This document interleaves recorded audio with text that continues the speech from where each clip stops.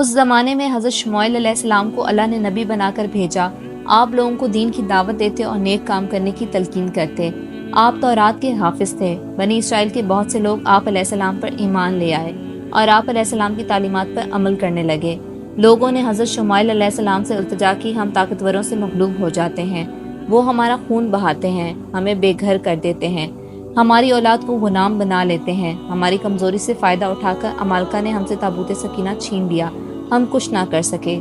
ہم چاہتے ہیں کہ ہمارے اندر اتنی طاقت پیدا ہو جائے کہ ہم ان سے تابوت سکینہ واپس لے آئیں۔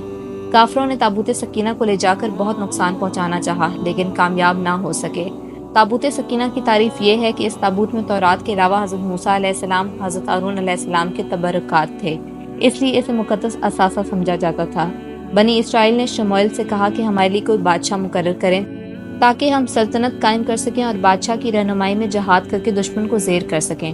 حضرت شمعیل نے ان سے کہا، مجھے اس بات کا شبہ ہے کہ تم لوگوں کو اگر جہاد کا حکم دیا جائے تو جہاد کے لیے تیار نہ ہوگے، تم بزدل اور ڈرپوک ہو چکے ہو۔ اسرائیلیوں نے کہا، ہم ضرور لڑیں گے، دشمنوں نے ہمیں ہمارے گھروں سے نکال دیا ہے، ہمارے بیٹوں کو ہم سے جدا کر دیا ہے، ہمارا دشمن جالوت ہے۔ حضرت شمعیل علیہ السلام نے قوم بنی اسرائیل سے کہا، اللہ تعالیٰ طالوت کو تم پر بادشاہ مقرر کرے گا۔ اسرائیلیوں نے کہا کہ طالوت غریب ہے اور معمولی آدمی ہے، ہمارے پاس دولت بھی ہے اور عزت بھی ہے، طالوت کو ہم پر کس طرح بادشاہ مقرر کیا جائے گا؟ حضرت شمعیل علیہ السلام نے کہا، طالوت کے پاس علم ہے اور قوت ہے، اللہ تعالیٰ علم والے اور قوت والے کو پسند کرتا ہے۔ لوگوں نے کہا کہ اس کی بادشاہی کی کیا نشانی ہے؟ حضرت شمعیل نے جواب دیا کہ طالوت قوت والا ہے، وہ تنہا جا کر عمالقہ سے تابوت سکینہ تم کو لا کر دے گا۔ اس کے بعد شمعیل علیہ السلام نے طالوت سے جا کر کہا کہ اللہ نے بنی اسرائیل پر تمہیں بادشاہ مقرر کیا ہے، تم جالوت سے جنگ کرو اور عمالقہ سے تابوت لے کر آؤ۔ حضرت طالوت جنگ کے لیے تیار ہو گئے۔ جنگ میں شامل کرنے کے لیے لوگ جمع کیے اور کہا، جالوت ظالم ہے، ہم اسے جہاد کریں گے اور تابوت سکینہ بھی واپس لائیں گے، کیا تم سب جہاد کے لیے جانے کے لیے تیار ہو؟ قوم اسرائیل نے کہا، ہم کیوں نہ جہاد کریں گے۔ جہاد میں شامل ہونے کے لیے بہت بڑی تعداد میں لوگ طالوت کے پاس گئے اور جہاد میں شرکت کرنے کے لیے خواہش ظاہر کی۔ طالوت جانتے تھے کہ قوم بنی اسرائیل بزدل ہے۔ طالوت نے ان سے کہا، مجھے معلوم ہے کہ تم لوگوں کے حوصلے پست ہو جائیں گے اور تم میدان جنگ میں ٹھہر نہ سکو گے، اس لیے میں چاہتا ہوں کہ میں تمہیں آزمائش میں ڈالوں اور جہاد میں جانے کے لیے تمہیں کڑے امتحان سے گزرنا ہوگا۔ جو لوگ اس آزمائش میں پورے اتریں گے وہی دشمن کا مقابلہ کر سکیں گے۔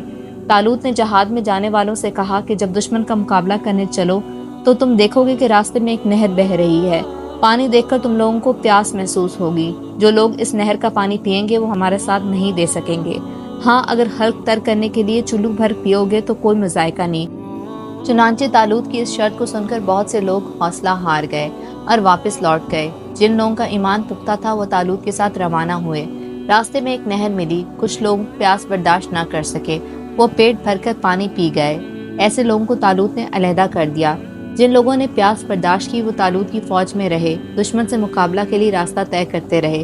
وہ اللہ پر پختہ یقین رکھتے تھے اور ایمان والے تھے۔ جالوت کو اطلاع مل چکی تھی کہ طالوت فوج لے کر مقابلے کے لیے آ رہے ہیں، اس لیے وہ اپنی جگہ سے فوج لے کر لڑنے کے لیے چل پڑا اور میدان جنگ میں پہنچ گیا۔ جب جالوت اور طالوت کا آمنا سامنا ہوا تو دیکھا گیا کہ جالوت کی فوج کثیر تعداد میں ہے۔ طالوت کی فوج میں سے کچھ اسرائیلی خوفزدہ ہو کر طالوت سے کہنے لگے، جالوت بھاری فوج لے کر آیا ہے، ہم اس کا مقابلہ نہیں کر سکتے، ہم تو ان کے مقابلے میں بہت کمزور ہیں۔ طالوت نے یہ سن کر ان کو بھی رخصت کر دیا۔ جو لوگ ایمان لا چکے تھے انہوں نے طالوت کا ساتھ نہ چھوڑا۔ ان کا عقیدہ تھا کہ فتح اور شکست اللہ کے ہاتھ میں ہے۔ وہ جم گئے۔ طالوت نے اللہ سے دعا کی، اے اللہ ہمارے قدم جمائے رکھ اور ہمیں صبر عطا کر اور کافروں پر فتح دے۔ جالوت نے پوری تیاری کے ساتھ آ کر مخاطب ہو کر بنی اسرائیل کے کسی ایک آدمی کو مقابلہ کرنے کے لیے بلایا۔ طالوت کی فوج میں حضرت داؤد علیہ السلام بھی تھے جو ابھی چھوٹی عمر کے بچے تھے، کم سنی کے باعث لڑنے کی غرض سے نہیں آئے تھے۔ جب جالوت نے آواز دے کر للکارا تو حضرت داؤد توقع کے خلاف بہادری کے ساتھ آگے بڑھے اور جالوت کا کام تمام کر دیا۔ جو ہی جالوت ہلاک ہوا، جالوت کی فوج کے قدم میدان سے اکھڑ گئے اور بھاگنے لگے۔ میدان طالوت کے ہاتھ میں آیا۔ حضرت داؤد علیہ السلام کی جرأت اور بہادری دیکھ کر اسرائیلیوں میں خوشی کی لہر دوڑ گئی۔ داؤد ہر دل عزیز بن گئے۔ داؤد جب پختہ عمر کو پہنچے تو اللہ نے انہیں نبی بنایا اور داؤد پر زبور نازل کی۔